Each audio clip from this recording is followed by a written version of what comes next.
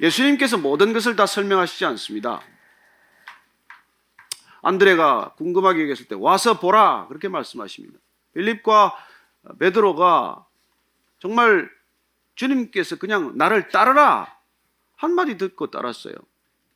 자세하게 설명하시지 않았습니다. 그리고 우리가 신앙의 길을 걷다 보면 궁금한 걸 다 알고 갈 수 있으면 좋겠지만 그렇지 않습니다. 그냥 베드로를 부를 때도 내가 사람을 낚는 어부가 되게 할 것이다. 그래 그 말씀 한마디를 믿고 일생 여러분 전체를 맡길 수 있겠습니까? 믿음은 그런 거예요. 믿음의 길이란. 그렇게 믿음을 부어주셔서 그 믿음의 길을 걸으면 우리는 어떤 변화가 일어납니까? 제자들을 보면 여러분 보셨다시피 그렇게 3년간 따라다녀도 실족하고 실패할 수밖에 없는 제자들이지만 주님께서 약속하신 그 성령을 부어주셨을 때 그들은 비로소 이제 영의 사람, 성령의 사람들이 된 것이죠. 하나님을 믿어도 육신으로 살아가는 사람이 있는가 하면 하나님을 제대로 믿기 때문에 성령의 사람, 영의 사람으로 바뀌는 사람들이 있다는 것입니다. 사도 바울이 그런 사람이에요. 안 믿었습니까? 하나님을 몰랐습니까? 그렇지 않아요. 그는 예수님을 만나기 전에도 하나님을 누구보다도 열심히 믿었던 사람이고 하나님을 위해서 자기 몸을 바칠 만큼 열심히 일했던 사람이에요. 그러나 그는 육신의 사람이었습니다. 예수님을 만난 뒤에 그는 뭐가 달라졌습니까? 성령의 사람이 된 것이죠. 그랬을 때 어떤 변화가 일어나느냐는 것입니다. 정말 성령의 사람이 되면 우리한테는 어떤 일이 일어납니까?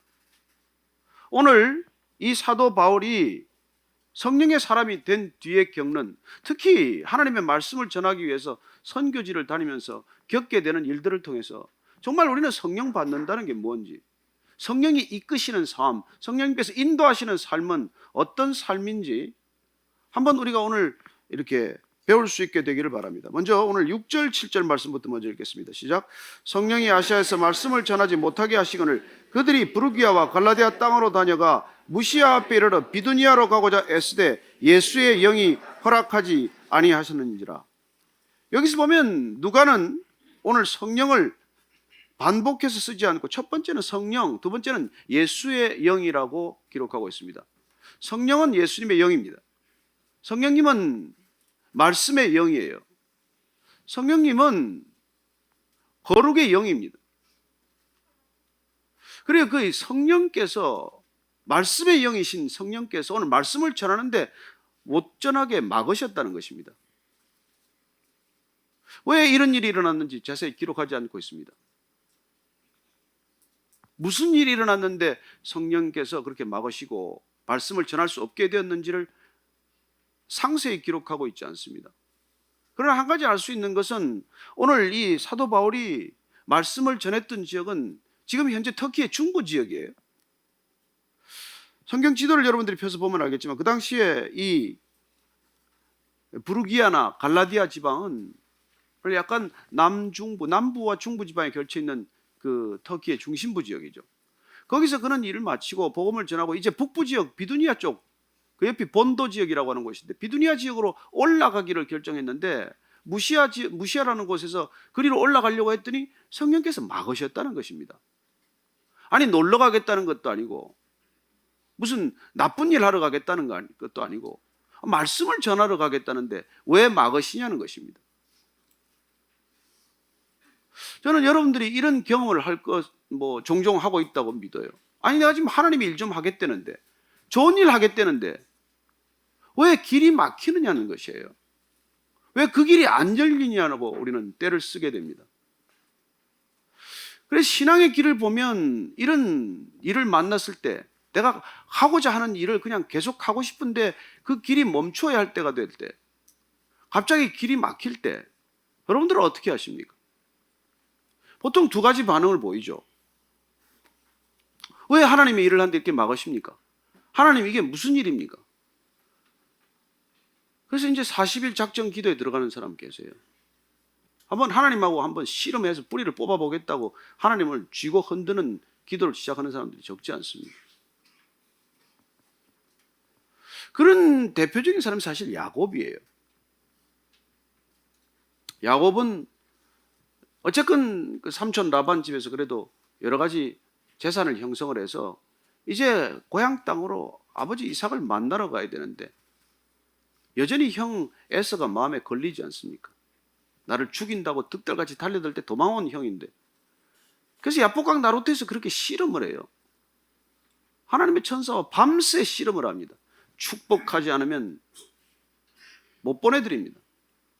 그래 마치 씨름을 삿발을 잡고 씨름하듯 그렇게 밤새 씨름을 했어요. 오죽 끈질기게 들러붙었으면 이름을 바꾸셨겠어요. 너는 이제 야곱이 아니라 너는 이스라엘이다. 하나님과 겨루어 이겼음이라고 말해요. 그래서 하나님의 겨루어 이겼어요. 이긴 결과가 뭡니까?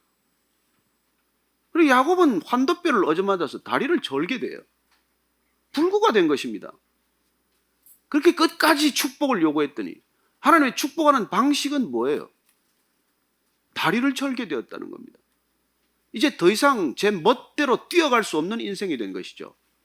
그래요. 그건 이제 동틀 무렵에 다리를 쩔뚝이면서 먼 광야를 내다보면서 걸어가는 야곱의 모습을 봅니다. 그러나 하나님께서 그렇게 축복하셨기 때문에 그는 극적으로 형 에서와 화해하는 모습을 보게 됩니다. 그렇게 쩔뚝이면서 이렇게 다가오는 형, 와서 그렇게 쩔뚝이는 몸으로 무릎을 꿇고 어렵게 절하는 동생, 그 동생을 어떻게 하겠습니까? 그들은 눈물로 서로 맞게 안고 화해하는 모습을 봐요. 그래 반면에 그 아버지 이삭은 고집 부리지 않습니다. 부딪히지 않아요. 그 아버지 이삭은 우물을 파서 물을 얻으면 블레셋 사람들이 와서 시비를 걸어서 우물을 빼앗기면 빼앗겼습니다. 또 다른 데로 갔어요. 또 우물을 팝니다. 또 물이 나오면 또 빼앗아 갔어요. 그는 마지막으로 우물을 파고 그 우물 이름을 르호봇, 이 땅은 넓다라는 이름의 우물 이름을 붙여요. 여러분 세상은 넓습니다. 그래 지금 야곱과 이삭을 보면 부자지간에도 체질이 달라요. 그래 갈등, 한쪽은 갈등 회피형이에요. 이삭은 갈등을 회피하는 체질이에요. 야곱은 갈등을 대면하는 체질이에요. 여러분 신앙을 우리가 가져도 체질은 안 바뀝니다. 성품은 바뀔 수 있겠죠. 성격은 바뀌고 인격은 바뀔 수 있겠죠. 그러나 체질도 하나님이 주신 거예요. 바울과 바나바도 체질이 달라요. 바울은 목적 지향형 체질이에요. 바나바는 관계 중심형 체질이에요. 그래서 둘이 다툽니다. 마가 때문에 다투어서 헤어져요. 그 다음에 선교 같이 안 갑니다. 바나바가 이리 가니 바울은 저쪽으로 가버려요. 그때 이리 가라 저리 가라 성령이 일러주지 않았습니다. 그리고 그때도 성령님께서는 간섭하지 않으셨는데 지금은 왜 성령님께서 바울의 이 선교 여정을 간섭하고 막으시냐는 거예요. 저는 오늘 여기에 우리 성령님께서 일하시는 방법과 성령님께서 어떻게 우리를 인도하시는지에 대한 그런 통찰을 얻게 되기를 바랍니다. 자, 막으시면은 우리가 못 엽니다. 하나님께서 막으신 문은 우리가 열 수 있습니까? 계시록 3장 7절 말씀을 보면 여러분들이 우리 계시록 때 기억하지만 하나님이 열면 닫을 자가 없고 하나님께서 닫으면 열 자가 없다고 기록하고 있습니다. 그분이 예수님이고 그분이 성령님입니다. 그분이 막으시면 안 열립니다. 그분이 열면 우리가 닫을 수 없습니다. 그래요. 그 단계까지 가는 것을 오늘 우리는 지켜봐야 합니다. 하나님께서 처음부터 우리가 믿음길에 나섰는데 막으십니까? 아닙니다. 하나님께서는 막을 만한 때가 돼서 막으시고 막을 만한 이유가 있어서 막으시는 것입니다. 이제 금방 예수 믿게 됐는데 뭐 막고 말 거나 할 게 뭐 있습니까? 그러나 우리가 신앙의 길을 더 깊이 들어가 보면 하나님께서 때로는 이 길이거니 하고 분명히 음성을 듣고 간 것 같은데 그 길이 막히는 때가 온다는 것이에요. 자, 한 번 더 읽어볼까요? 이런 일이 있을 때 지금 바울은 어떻게 반응하고 있습니까? 8절 말씀입니다. 시작. 무시아를 지나 드로아로 내려갔는데, 자, 막혔습니다. 막혔더니 무시아라는 곳에서 더 이상 비두니아로 가려고 고집 부리지 않고 비두니아로 길을 열어달라고 떼를 쓰지 않고 비두니아로 가겠다고 결단코 40일 작전 기도를 하지 않고 그는 오히려 선선히 반대 방향으로 방향을 틉니다. 비두니아는 저쪽 서쪽이에요. 동쪽이에요. 근데 드로아는 서쪽입니다. 에게해 연안에 있는 항구 도시예요. 여러분, 이쪽으로 갔다가 반대쪽으로 가는 게 쉬운 일입니까? 쉽지 않습니다. 이쪽이거니 하고 가다가 정반대로 길을 돌이키기는 쉬운 일이 아니에요. 그러나 일단 사도 바울은 그 길이 막혔다는 것을 알고 무슨 사정인지 하나하나 성경은 기록하고 있지만 누가 병이 났는지 갑자기 시험에 들었는지 무슨 일인지는 모르겠지만 그 길이 막혔다는 것을 알았을 때 그는 주저없이 반대로 방향을 틀었다는 것입니다. 드로아라고 가서 거기 해변가에서 그날 밤에 환상을 보게 됩니다. 그가 방향을 틀었기 때문에 그가 정반대로 방향을 옮겼기 때문에 그날 밤에 환상을 보게 된다는 것입니다. 여러분 그 과정을 보십시오. 지금 이 길로 가려고 작정했는데 길이 막혔어요. 근데 그 길을 열어달라고 때를 썼으면 볼 수 없는 환상을 그가 방향을 돌렸기 때문에 정반대 방향으로 그가 몸을 틀었기 때문에 그는 드로아에서 오늘 밤 환상을 보는 것이죠. 자, 이 환상을 보는 모습을 한번 보십시다. 9절 말씀입니다. 시작. 밤에 환상이 바울에게 보이니 마게도니아 사람 하나가 서서 그에게 청하여 이르되 마게도니아로 건너와서 우리를 도우라 하거늘. 환상이 보였는데 처음 보는 사람이에요. 나도 그 사람이 아닙니다. 마게도니아 사람은 헬라 사람들이에요.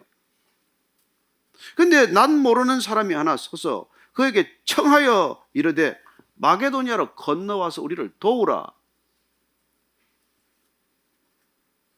마게도니아로 건너와서 우리를 도우라고 청하는 것을 듣게 됩니다.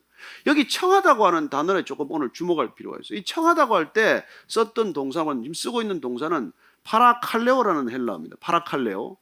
왜 이걸 우리가 잘 압니까?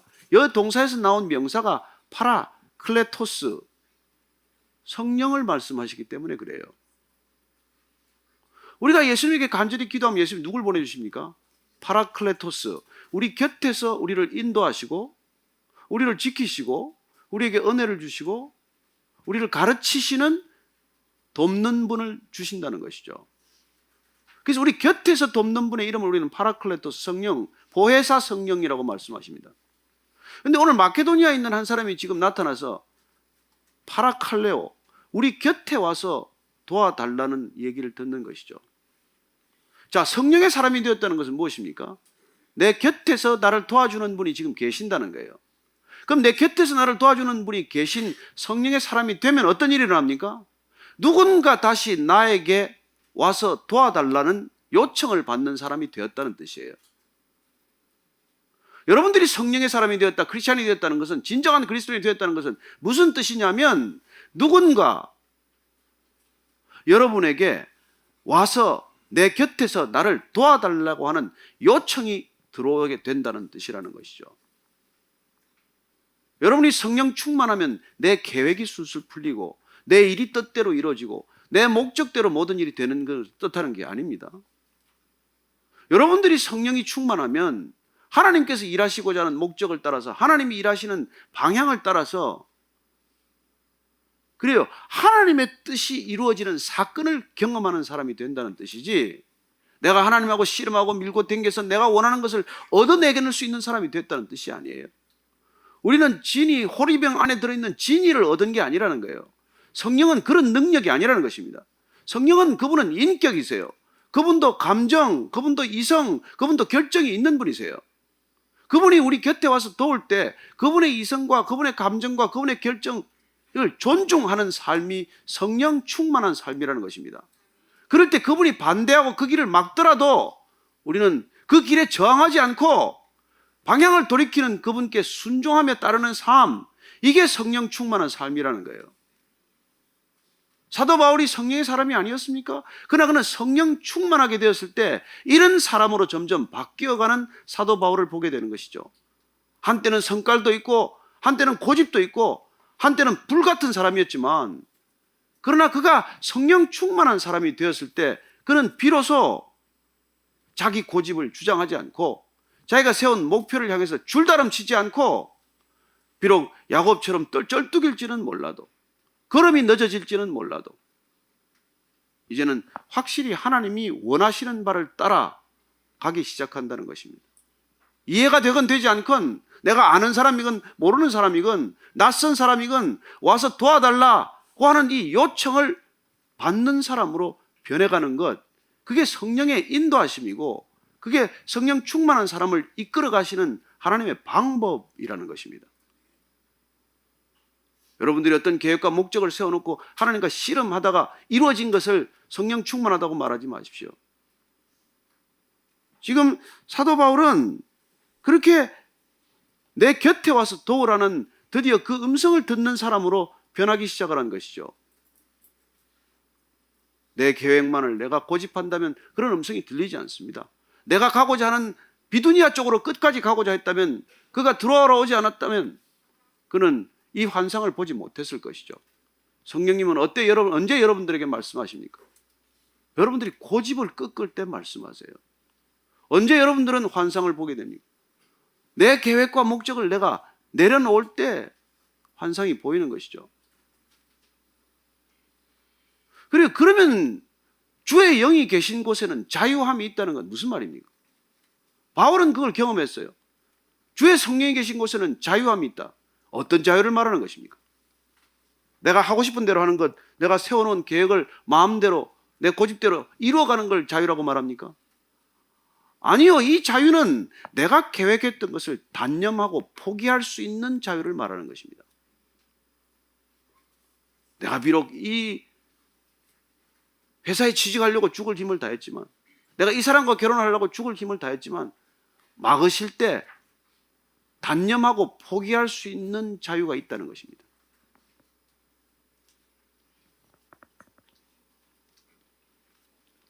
자, 조금 더 보실까요? 10절 말씀입니다. 시작.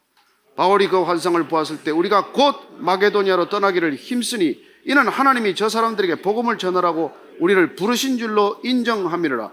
바울이 그 환상을 보고 다시 음성을 확인하겠다고 기도원처럼 또 때를 쓰지 않았습니다. 그는 환상을 보고 나서 즉시 곧 마게도니아로 떠나기를 힘쓰기 시작합니다. 그는 비두니아로 가기도 애썼어요. 수고하고 그 길을 열기 위해서 노력했던 사람입니다. 그러나 그 길이 막혔을 때, 새로운 길이 열렸을 때 그는 또 새로운 길을 가기 위해서 힘쓰고 있는 모습을 보게 됩니다.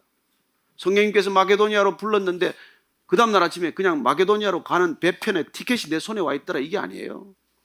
다시 마게도니아로 가기 위해서 그는 힘쓰고 수고하는 모습을 보고 있는 것입니다.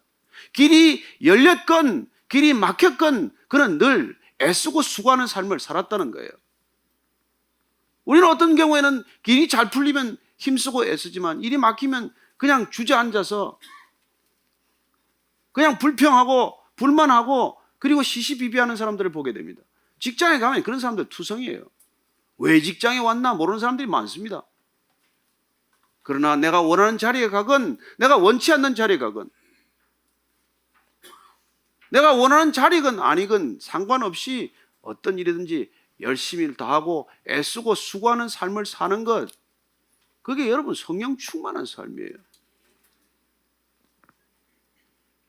그는 다시 마게도니아로 가기 위해서 힘쓰고 있습니다. 곧 결정을 했어요. 여러분 성령 안에 있으면 결정이 쉽습니다. 곧 결정을 하게 돼요. 그리고 곧 결정하고 힘쓰는 일을 시작합니다. 행동하기 시작을 해요. 어떤 사람은 곧 결정해놓고 행동은 안 하는 사람이 있어요. 그냥 세워라 내워라 보내는 사람이 있습니다. 약혼 해놓으면 결혼하세요. 약혼을 이렇게 오래 하는 사람들이 있는데 이해가 안 돼요. 뭐하러 약혼합니까? 결혼했으면 애 낳으세요. 그래서 젊은 사람들 결혼은 해놓고 또 애는 안 낳아요. 또 뭐 다닐 때를 다 다니고 애를 낳는데나 마음대로 애를 주십니까? 저는 여러분들 애를 갖기 위해서 결혼했다는 걸 기억하시기 바랍니다. 그냥 둘이 재미나게 지내려고 결혼하는 게 아니에요. 결혼 그런 뜻으로 하나님께서 허락하신 게 아닙니다. 애 낳기 위해서 결혼하는 건데 애 안 낳아도 된다고 생각하니까 동성끼리도 만나서 지금 동성끼리 만나서 무슨 애가 생겨요? 이런 세상이 되는 것 아닙니까? 나만 만족하면 된다고 생각하니까. 아니요, 여러분 교회는 무슨 목적입니까? 내가 은혜 받는 곳입니까? 교회는 내가 예배 드리러 오는 거예요. 내가 무슨 뭐 찬양이 내 마음에 들건 안 들건, 특순이 내 마음에 들건 안 들건 상관없이 여러분이 나 자신을 드리러 오는 게 예배예요. 내가 만족하고 내가 기뻐하고 내가 은혜 받고 그게 먼저입니까? 아니에요. 그런 예배를 받는 사람이 되면 내가 예배를 받을 수 있는 곳을 찾아다니겠죠. 정말 여러분 자신을 전부 다 드린다고 결심하고 가면은 어떤 곳에서도 예배는 드려지고 어떤 예배도 은혜가 될 줄로 믿습니다. 그는 저 사람들에게 건너와서 도우라고 하는 말이 무슨 말인지를 알았어요. 복음을 전해달라, 복음을 전하라고 우리를 부르는 것이구나, 이걸 알았다는 거예요. 성령 안에 있으면 그 목적이 단순하고 그 목적이 쉬워집니다. 왜 교회가 자꾸 이렇게 변질되겠어요? 여러분, 오리지널로부터 카피를 안 하고 카피한 걸 또 카피하면 나중에 달라지게 돼 있어요. 여러분들이 성경에서 안 배우고 예수님한테 안 배우고 목사한테 자꾸 배우고 자꾸 다른 성도한테 배우면 여러분들 변질되게 돼 있어요. 오리지널은 하나밖에 없습니다. 예수님한테만 배우면 되고 성경에서만 여러분들이 은혜를 받으면 돼요. 자꾸 딴 데 은혜를 받으려고 하니까 여러분들이 자꾸 변질되는 것이죠. 여러분, 성경에서만 우리가 은혜를 받기로 결정을 하고 예수님한테만 우리가 의지하기로 결정을 하면 시험 들 일 없습니다. 저는 여러분들이 정말 무슨 세미나다, 컨퍼런스다, 그 목사들도 그렇게 쫓아다니지 말아야 돼요. 목사들이 문제가 되는 것은 예수님한테 안 배우고 선배 목사한테 배우는 게 문제라는 거예요. 예수님한테 안 배우고 초대교회 안 배우고 이 교회 큰 교회 가서 배우고 저 교회 큰 교회는 왜 컸나? 예수님이 뭐 큰 교회 하셨습니까? 예수님이 해마다 부흥하셨습니까?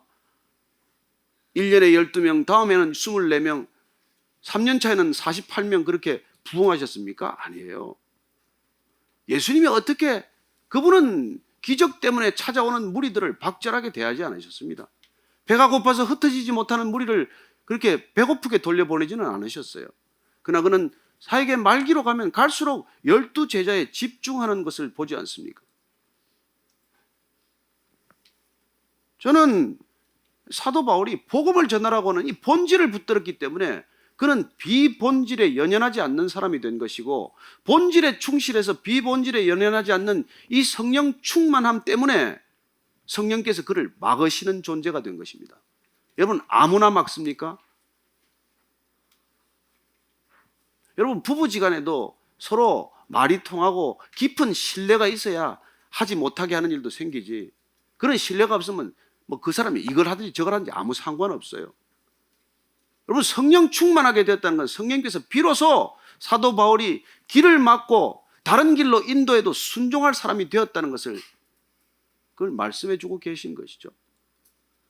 그래서 사도 바울이 이렇게 다른 사람으로 바뀐 것, 이런 성령의 사람이 된 것을 우리는 또 어떻게 할 수 있습니까? 그래서 그 오늘 앞부분을 같이 보고자 하는 것입니다. 자, 한번 바울의 성령 충만함을 다시 한번 보겠습니다. 1절, 2절, 3절 말씀입니다. 시작. 바울이 더베와 루스드라에도 이름에 거기 디모데라 하는 제자가 있으니 그 어머니는 믿는 유대 여자요 아버지는 헬라인이라. 디모데는 루스드라와 이고니온에 있는 형제들에게 칭찬받는 자니 바울이 그를 데리고 떠나고자 할새 그 지역에 있는 유대인으로 말미암아 그를 데려다가 할례를 행하니 이는 그 사람들이 그의 아버지는 헬라인인 줄 다 알미르라. 여러분, 디모데와 바울은 각별한 관계예요. 성경학자들은 바울이 루스드라에서 돌에 맞아 죽을 지경이 되었을 때 그 곁에 디모데가 있다가 정말 바울을 스승으로 삼은 걸로 되게 보고 있습니다. 어찌됐건 그는 서신서마다 나의 형제, 나의 동역자 디모데라고 썼기도 하고 나의 믿음의 아들이라고도 부르는 이 특별한 디모데와의 관계예요. 그런데 이 디모데에게 오늘 뜻밖의 유대인들에게 전도하기 위해서 할례를 받으라고 하는 거예요. 여러분, 사도 바울은 할례 문제 때문에 예루살렘까지 가서 거기서 사도들하고 열띤 논쟁을 벌였던 사람입니다. 왜 이방인들에게 할례를 강요하냐? 무엇 때문에 할례를 그걸 시켜야 되냐? 마음의 할례가 중요하지 몸의 할례가 뭐가 중요하냐? 그랬던 바울이 왜 무엇 때문에 그런 디모데에게 이런 할례를 받으라고 말하는 사람이 되었습니까? 그가 성령 충만함이 그에게 임했을 때 그는 더 이상 할례 받고 할례 안 받고가 중요하지 않게 된 거예요. 그런 복음이 전해져야 한다는 이 본질 때문에 할례 받고 안 받고가 그리 중요하지 않다는 걸 깨닫게 된 거예요. 그래서 그는 디모데에게, 사랑하는 디모데에게, 네가 전할 유대인들에게, 그 유대인들이 그게 걸림돌이 되지 않도록 너 할례 받으면 되지 않겠니? 할례를 받고 안 받고가 나한테 중요한 게 아니라 내가 복음을 전하고자 하는 그 상대방에게 그게 중요하다면, 그러면 그게 뭐가 그렇게 내가 고집스럽게 내 고집을 관찰하려고 애를 쓸 게 있냐는 것이죠. 복음이 전해질 수만 있다면 할례 받으면 어떻고 안 받으면 어떻고, 복음만 전해줄 수 있다면 그 우상에게 바쳐진 제물의 고기를 먹으면 어떻고 안 먹으면 어떻고, 복음만 전해줄 수 있다면 내가 살건 죽는 건 그게 뭐가 그렇게 대단하냐는 것이죠. 그는 복음이 전해줄 수만 있다면 감옥에 들어가도 좋은 사람이고 누가 시기를 해도 좋은 사람이고, 복음만 전해줄 수 있다면 바울 자신이 욕을 얻어먹어도 상관 안 하는 사람이 된 것이죠. 저는 여러분들이 예수님이 중요하기 때문에 여러분 자신이 날마다 덜 중요해지시게 되기를 바랍니다. 왜 그렇게 성도라고 하면서 끝까지 신앙으로 그렇게 10년, 20년을 가도 내가 점점 더 중요해집니까? 육의 사람이라서 그래요. 여러분들이 영의 사람이 되었다는 것, 여러분들이 성령의 사람이 되었다는 것은 여러분들이 본질을 붙들었다는 것이고 내 존재 전체도 비본질로 변해버렸다는 거예요. 그래서 더 이상 내가 그렇게 중요한 존재가 아니에요. 여러분들 은혜 받고 안 받고 그렇게 중요하지 않아요. 복음이 전해지는 것이 중요하지. 그래서 오늘 지금 사도 바울은 그냥 이미 이 말이죠. 이게 디모데는 루스드라와 이고디온에서 칭찬받는 사람이에요. 그만하면 덕품도 성격도 다 괜찮은 사람이에요. 그럼에도 불구하고 단 한 사람이라도 더 전도할 수 있다면은 그까지 할례 받는 게 그거 뭐가 중요해요. 디모데 또한 아버지 헬라 사람이기 때문에 아버지가, 어머니는 유대인이지만 할례를 못 받게 했으니까 못 받은 거예요. 그러나 이제 그 자신도 그냥 사도 바울이 그렇게 받으라고 했을 때 저항하지 않고 떼쓰지 않고 고집하지 않고 자기 주장을 관철하지 않고 거기에 순종하는 것을 보게 됩니다. 여러분, 성령 충만하면 그렇게 순종적인 사람이 되는 거예요. 비급한 사람이 아니에요. 그냥 타협하는 사람이 아닙니다. 여러분, 정말 성령 충만하면은 중심은 변하지 않되 겉은 그렇게 문제가 되지 않아요. 제가 지금 저 시드니 새순교회가 있는 나준성 목사님이 옛날에 온누리교회에서 사역할 때 어느 날 물을 노란물로 들이고 온 거예요, 머리를. 여러분, 목사가 노란물로 들이고 왔을 때 그게 얼마나 시끄러웠겠어요. 장로님들도 난리가 나고 도대체 왜 저러는 거야. 근데 본인이 젊은 사람들에게, 청년들에게 다가가기 위해서, 청년들에게 복음을 더 잘 전하기 위해서, 그들과의 마음의 벽을 허물기 위해서 그냥 깜짝 그렇게 머리 노란물을 들이고 나타난 거예요. 그 젊은 애들이 얼마나 좋아했는지 몰라요. 뭐 깍깍거리고 그냥 뭐 좋다고 난리가 난 거예요. 여러분, 내가 머리 물들여서 단 한 사람이라도 전도할 수 있다면 파란 물이면 어떻고 빨간 물이면 어때요? 뭐가 그렇게 중요해요? 네. 지금은 이제 그분 까만 머리입니다. 이제 성인 사역하기 때문에 까만 머리지만, 지금은 머리를 노란물로 들이면 그 본인이 이렇게 복음을 전하고자 하는 사람들이 안 듣게 된단 말이에요. 왜 이렇게 저도 이렇게 멋을 내겠어요? 이 청담동에서 멋없이 나타나면 안 들으니까. 안 들으니까.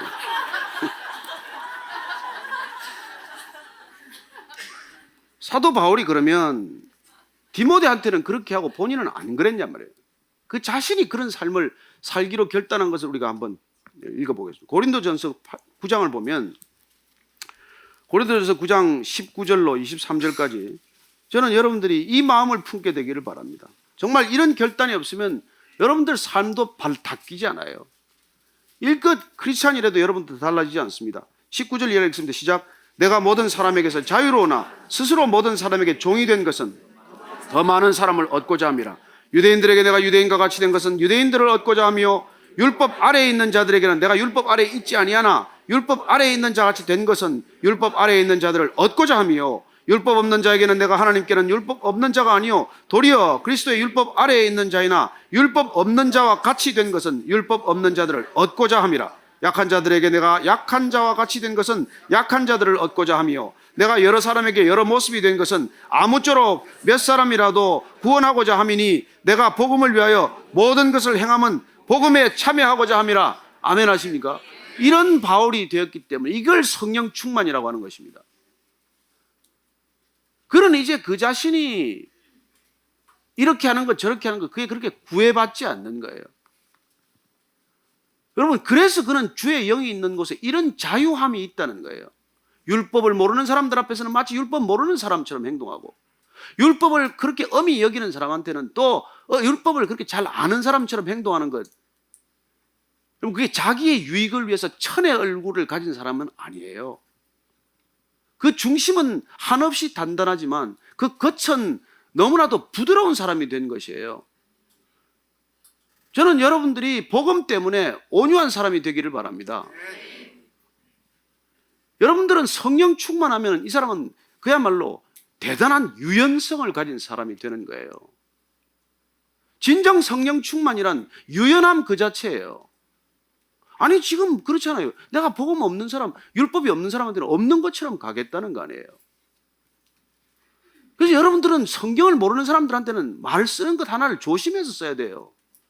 그 사람들은 그야말로 꿈, 무슨 열정, 이런 단어라야 조금 비슷해지지.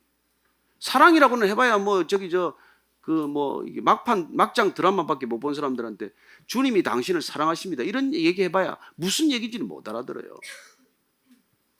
그 사람들은 배려나 관심이나 이런 것들이 오히려 사랑에 가까운 단어가 되고 말았어요.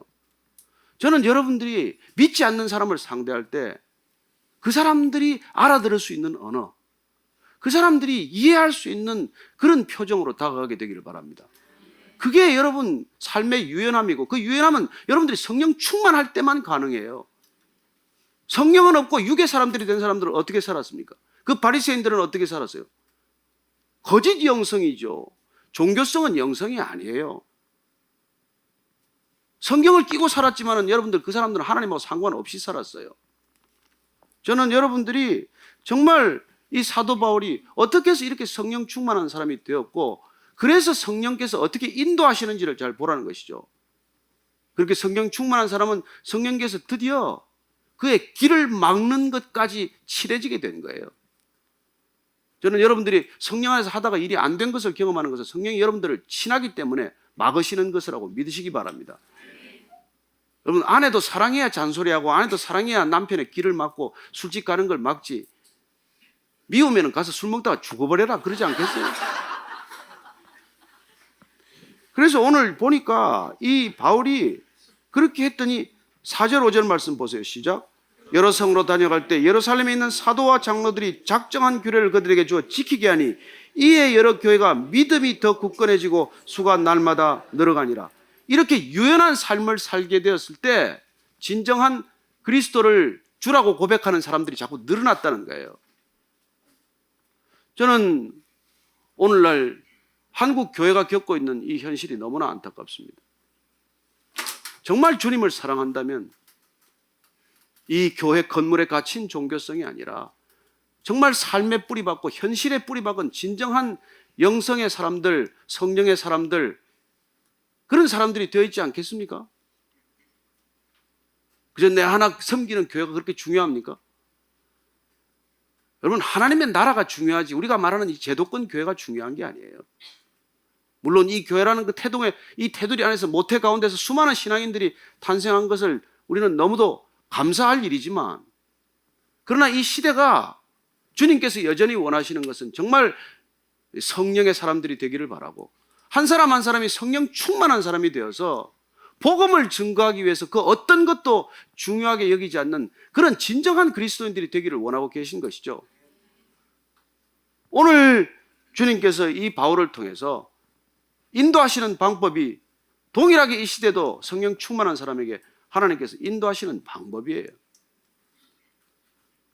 저는 제가 보스턴에 신학하러 갔을 때, 여러분, 그 신학하기도 어려운 나이고 신학하기도 힘든 건강이에요. 그러나 거기서도 개척교회가 시작이 되게 하셨어요. 저는 교회를 무슨 제가 그게 뭐 신학 공부하러 와서 무슨 교회를 시작하겠어요. 그러나 거기서 두 사람을 만났어요. 한 분이 오셔서 제가 이런 교회가 생기도록 7년간 기도했습니다. 또 한 분은 오셔서 저는 이런 교회가 이 땅 보스턴에 있기를 10년간 기도해 왔습니다. 그래요. 제가 그때 알았습니다. 내가 왜 보스턴에 왔는지, 왜 신학을 하게 되었는지. 7년간 10년간 기도하는 사람의 기도 응답이 저예요. 건너와서 도우라 하는 그 명령을 나는 제대로 못 듣고 갔지만 우리가 영적인 사람이 됐을 때는 그런 걸음이 시작이 되는 거예요. 저는 뭐 세미나리 투어한다고 밴쿠버 가서 위전트 칼리지, 풀러, 바이올라, 뭐 트리니티 다 돌아보고 마지막에 그 보스턴을 가서 보니까 그게 조금 학교가 번듯하게 생겼더라고요. 아주 그 언덕에 아주 예쁘게 지어놨어요. 기숙사도 제대로 돼 있고. 그런저런 조건 때문에 그 길을 갔지만, 그런 선택을 했지만, 그러나 하나님께서는 누군가의 기도에 응답이 되게 하셨다는 것입니다. 이 교회에서 예수님을 만난 사람, 이 교회에 와서 변할 것 같지 않던 사람이 변하는 사람, 그들의 기도에 응답이 저라는 거예요. 여러분들이라는 것입니다. 저는 여러분들이 다 알고 이 길 가지 못합니다. 죽는 날까지 우리는 다 알지 못해요. 사도 바울이 왜 마게도니아로 가게 됐는지, 그리고 사도 바울을 만난 디모데가 또 누군가에게 왜 가게 되었는지, 우리는 지난 2000년 동안 복음이 그렇게 전해져 온 것을 다 알 수 없어요. 그러나 누군가의 부름에 순종하신 사람들이 이 땅에도 오고 지금도 열방 가운데로 흩어짐으로써 하나님께서는 지금도 복음의 역사를 이루어가고 계신 것이죠. 성령의 인도하심이 없다면 교회는 없습니다. 성령의 인도하심에 순종함이 없다면 복음은 그 자리에서 멈추고 말 것입니다. 저는 여러분들이 복음 받은 사람이 되고 성령의 사람이 되어서 누군가 건너와서 도우라는 음성을 듣게 되기를 바랍니다. 누군가 건너와서 도우라는 말에 곧 열심히 애쓰고 그리고 그곳으로 달려가는 저와 여러분 되기를 바랍니다. 오늘 이 사도행전 말씀을 통해서 성령 충만한 바울을 통해서 그가 그토록 누군가 싸우고 화해하기가 어려운 사람이었다가 정말 성령 충만하게 되었을 때 더 이상 나를 고집하지 않고 더 이상 나를 주장하지 않고 내 계획과 내 방향이 중요한 것이 아니라 성령의 음성에 예민해져서 돌이키라고 할 때 주저없이 갈등 없이 그렇게 곧 즉시 움직일 수 있는 그런 바울이 되었듯 우리 자신도 그런 말씀에 순종하는 사람들이 될 수 있기를 축원합니다. 우리 신앙은 나를 위한 것이 아니에요. 우리 신앙의 열매는 내가 먹는 게 아닙니다. 우리의 복음이 값없이 우리에게 흘러왔듯 우리가 받은 은혜는 누군가에게 값없이 전해지게 될 것입니다. 그 일을 위해서 한 주간 삶의 목표가 분명해지기를 바라고 그 일을 위해서 저와 여러분들은 또다시 예배 자리에서 모였다가 아름답게 흩어질 수 있게 되기를 축원합니다.